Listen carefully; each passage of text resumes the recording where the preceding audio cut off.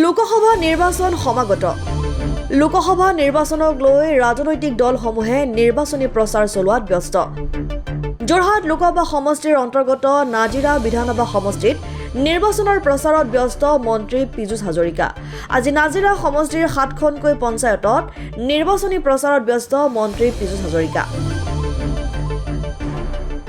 যে বৰবৰুৱা পঞ্চায়ত য'ত মিটিং কৰি আছিলোঁ এই পঞ্চায়তত আমি 1900 ভোটৰ ব্যৱধানত হাৰিছিলোঁ আজি মোৰ এনেকুৱা লাগিলে যে এই পঞ্চায়তত আমি 1900 ভোটৰ ব্যৱধানত এবাৰ জিকিম কাৰণ ৰাইজৰ এনেকুৱা সঁহাৰি এই সঁহাৰিয়ে মোক অত্যন্ত শক্তি দিছে গতিকে আকৌ কৈছোঁ যে বৰবৰুৱা পঞ্চায়তত বিধানসভাত আমি 1900 ভোটত হাৰিছিলোঁ এবাৰ 2000 ভোটত বৰবৰুৱা জিকিম আৰু এই কথাবিলাকে প্ৰমাণ কৰে যে তপন গগৈ ডাঙৰীয়া দ্বিতীয়বাৰৰ কাৰণে সাংসদ হ'ব আৰু নৰেন্দ্ৰ মোদী ডাঙৰীয়াক তৃতীয়বাৰৰ কাৰণে প্ৰধানমন্ত্ৰী পদত সহায় কৰিব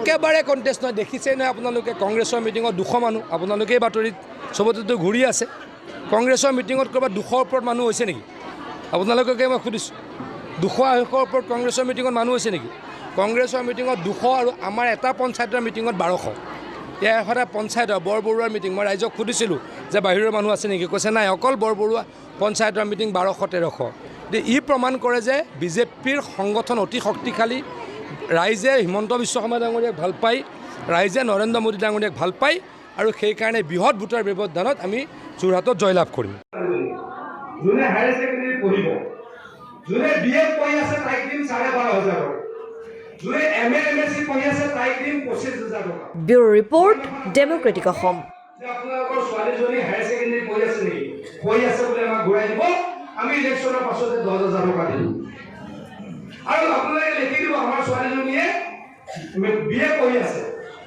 আমি কি দিম 12,500 টকা দিম আপোনালোকে যদি লিখি ঘূৰাই পঠাই আমাৰ ছোৱালীজনীয়ে কি পঢ়ি আছে এমএ পঢ়ি আছে 25,000 টকা দিম লাগিব না লাগিব কওক ভাল চলি আছে নে নাই ছোৱালী পঢ়াবই লাগিব ল'ৰাটো পঢ়িবই লাগিব ছোৱালী আৰু পঢ়াবই লাগিব ছোৱালী মানে মাতৃ ছোৱালী মানে জীয়ৰী দেই গতিকে ছোৱালীক আমি সন্মান কৰিম আৰু এতিয়া আৰু এখন আমি ফৰ্ম দিম ইঞ্চুৰেঞ্চ আছে নে নাই ফৰ্মত লিখিব আমাৰ ঘৰত ইঞ্চুৰেঞ্চ নাই তাত লেখা থাকিব কাৰ নামত ইঞ্চুৰেঞ্চ দিব ঘৰৰ মূৰৰ পিছৰ নামত এই ইঞ্চুৰেঞ্চৰ প্ৰিমিয়ামটো হিমন্ত বিশ্ব শৰ্মা ডাঙৰীয়াই দি দিব গতিকে এক্সিডেণ্ট হ'লেও পাব মানুহ ঢুকালেও পাব বেমাৰ হ'লেও পাব এই কিমান সুবিধা কৰি আছোঁ কৰিছোঁ নে কওক আৰু এই কামবিলাক কৰিম নে লাগে নালাগে কওকচোন অকল ইলেকশ্যনৰ প্ৰতিশ্ৰুতি নিচিনা লাগে কৰিম নে লাগে নালাগে মই প্ৰমাণ দিম কৰিম নে নালাগে তাৰপিছত আৰু দুখন ফৰ্ম দিম এখন আমাৰ কেনেকুৱা আছিলে মনত পেলাবচোন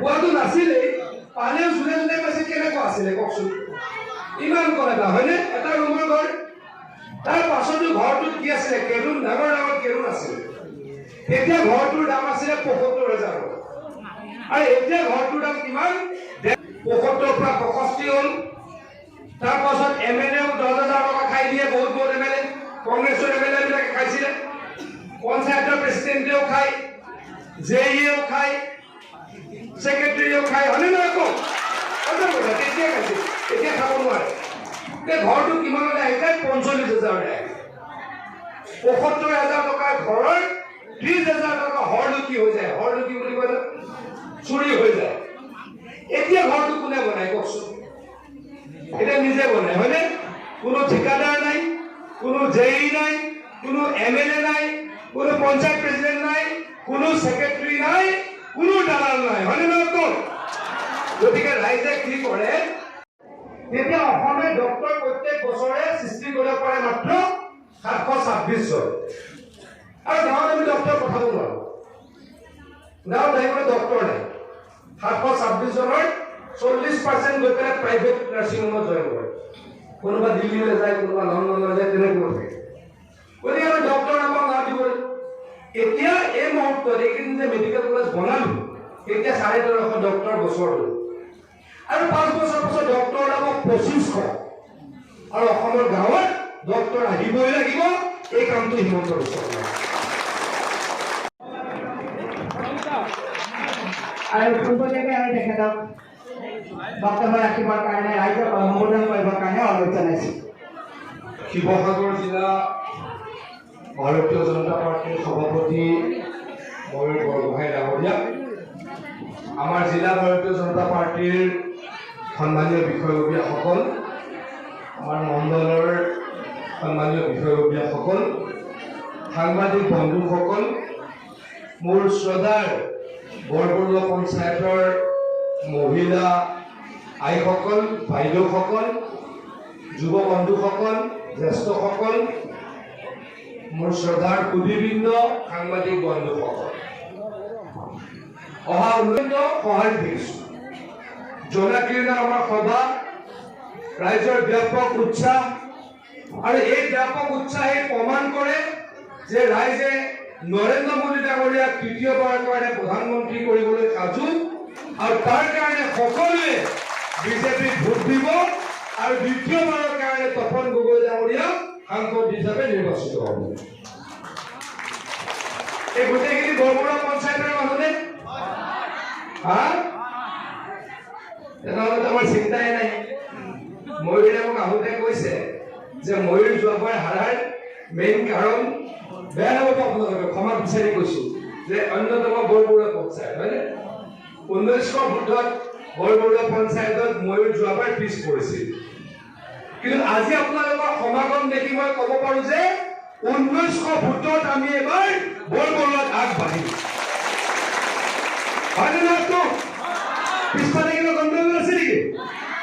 গণ্ডগোল নাই। আজি মই গম পাই গ'লো, মানুহৰ উৎসাহ দেখিলে গম পাওঁ, উপস্থিতি দেখিলে গম পাওঁ, কাম আৰম্ভ হৈ গ'ল। তাৰমানে মই কি কৰিব বিচাৰিম, আমি যি মুখৰ পৰা কম সেই কাম কৰিমেই। এই কাম ধৰণে হিমন্ত বিশ্ব শৰ্মাৰ পৰা গতিকে আপোনালোকে সকলোৱে অনুযোগ পাব, কিন্তু ভোট কাক দিব লাগিব? বিজেপিক দিব নে নিদিব? তোক নে আকৌ আঠুৱা কম্বল পাৰ্টিকে দিব? আঠুৱা কম্বল লাগিব নেকি? আঠুৱা কম্বল লাগিব নেকি? আঠুৱা কম্বল লোৱা আৰু মানে নিজৰ জীৱনটো ধ্বংস কৰা, হয়নে নহয়? আঠুৱা কম্বল দিয়া পাৰ্টীয়ে অনুমোদন বন্ধ কৰি দিব। আঠুৱা কম্বল পাৰ্টি যদি কেতিয়াবা চৰকাৰলৈ আহে, কেতিয়াবা অনুমোদন বন্ধ কৰি দিব, দিব নে নিদিব?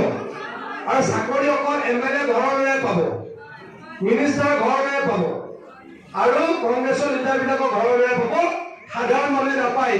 যিকেইটা সাধাৰণ মানুহে পাব 10 লাখ 20 লাখ টকাৰে চাকৰি কিনি ল'ব লাগিব, হয়নে নহয় কওক? হয়নে নহয় কওক? গতিকে এই কথাখিনি অলপ চিন্তা কৰক। পৰিয়াল কিমান ৰাখিছিলো? 21 লাখ, এতিয়া কিমান? 27 লাখ। মানে প্ৰতিশ্ৰুতি পালন কৰিলে নে নাই কওক? কৰিলে নাই? আৰু আমি কৈছিলো যে অৰুণোদয় টকা কেইটা বঢ়ালে নে নাই কওক? 830 টকাৰ পৰা কিমান কৰিলো? 1250 কৰিলো, হয়নে? মানে প্ৰতিশ্ৰুতি হিমন্ত বিশ্ব শৰ্মাই যি কয় তাক কৰিবই। তাৰপাছত আকৌ হিমন্ত বিশ্ব শৰ্মা ডাঙৰীয়াই কৈছিল, যদি আমি চৰকাৰলৈ আহোঁ আমি মাইক্ৰ' ফাইনেন্সৰ লোনবিলাক মাৰি দিম। দিলে নে নাই কওক? দিলে নে নাই কওক? এজনী মহিলাই আঠুৱা কম্বল পাৰ্টিক ভোট দিব নালাগে, লাগে নেকি? আঠুৱা কম্বল পাৰ্টিক ভোট দিব? কোনে ভোট দিব নেকি আঠুৱা কম্বল পাৰ্টিক? আঠুৱা কম্বল পাৰ্টি মানে কি পাৰ্টি? কি পাৰ্টি? আঠুৱা কম্বল পাৰ্টি মানে কি পাৰ্টি? কংগ্ৰেছ পাৰ্টিক ভোট নিদিব, হয়নে নহয় কওক? আৰু এটা হিমন্ত বিশ্ব শৰ্মা ডাঙৰীয়াই কৈছিলে যে আমি যদি চৰকাৰলৈকে আহোঁ আমি 1 লাখ নিবনুৱা ল'ৰা ছোৱালীক চাকৰি দিম। দিলে নে নাই কওক? দিলে নে নাই? এই গাঁৱত কোনোবা বৰবৰুৱা পঞ্চায়তত চাকৰি পাইছে নে নাই? চাকৰি পোৱা ল'ৰাকেইটা ঘৰকেইটা এনেকুৱা লাগে নেকি যে এইটো ঘৰৰ ল'ৰা ছোৱালীয়ে চৰকাৰী চাকৰি ল'ব পাৰে? তেনেকুৱা লাগে নেকি কওক? তেনেকুৱা লাগে নেকি? কংগ্ৰেছৰ দিনত এইবিলাক নিয়ম আছিল, লাখ লাখ টকা লৈ চাকৰি কিনিব লগা আছিল। বিজেপিৰ দিনত এইবিলাক নাই, হিমন্ত বিশ্ব শৰ্মা ডাঙৰীয়াৰ দিনত এইবিলাক নাই, নৰেন্দ্ৰ মোদী ডাঙৰীয়াৰ দিনত এইবিলাক নাই। আমি এইকেইদিনত এই 8 বছৰত কিমান পালোঁ?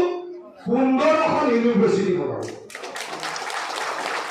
এতিয়া আমাৰ শিৱসাগৰ কলেজখন ইউনিভাৰ্চিটি হ'ল, তেতিয়া ল'ৰা-ছোৱালী এম এ কৰিব পাৰিব আজি, হয়নে নহয় কওক?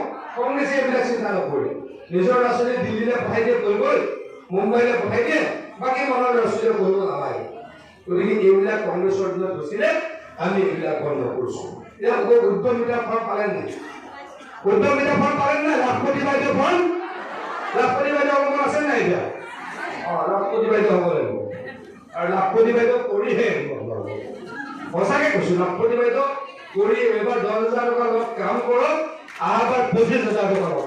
আৰু সকলো লাভ কৰি ভগৱানৰ ওচৰত প্ৰাৰ্থনা কৰে ল'ৰাবিলাকক আত্মনিৰ্ভৰ অসমৰ আমি 2 লাখৰ পৰা 5 লাখ টকা দিম ল'ৰাই কিন্তু কাম কৰিব লাগিব ল'ৰাই মটৰচাইকেল কিনি হাতে মাৰি ঘূৰি ফুৰে নহ'ব নতুন অসমৰ কাৰণে সকলোৱে কাম কৰিব লাগিব নতুন ভাৰতৰ কাৰণে সকলোৱে কাম কৰিব লাগিব আৰু এটা কথা কৈ মই ভাষণ কামুৰি আৰু ক'ব লগা আছিল আৰু 5খন সভা আছে আপোনাৰ বিনামূলীয়া চাউল নাছিলে হয় নে নহয় পাৰ্থক্যবিলাক আছে নেকি আপোনালোকক কম মই তেতিয়া ৭৫,০০০ টকাৰ সৰু ঘৰ তেতিয়া ১.৫ লাখ টকাৰ ডাঙৰ ঘৰ আৰু তেতিয়া কিমানে পাইছিল আমি এইকেইদিনতে 11 লাখ ফেমিলি দিছো মানে এতিয়া 52 লাখে পাই কংগ্ৰেছৰ চাগে খুব বেছি 30 লাখ মানুহে পৰিয়ালে 3 টকা চাউল পাইছিল ফ্ৰীটো পোৱা নাছিলে সংখ্যাও কম আছিল আমি সংখ্যাও বঢ়ালো ফ্ৰীও কৰিলো এই ৰেচন কাৰ্ড থাকিলে পিপাই বিনামূলীয়া গেছ পায় হয়নে এয়া কানেকশ্যন পায় কানেকশ্যন আৰু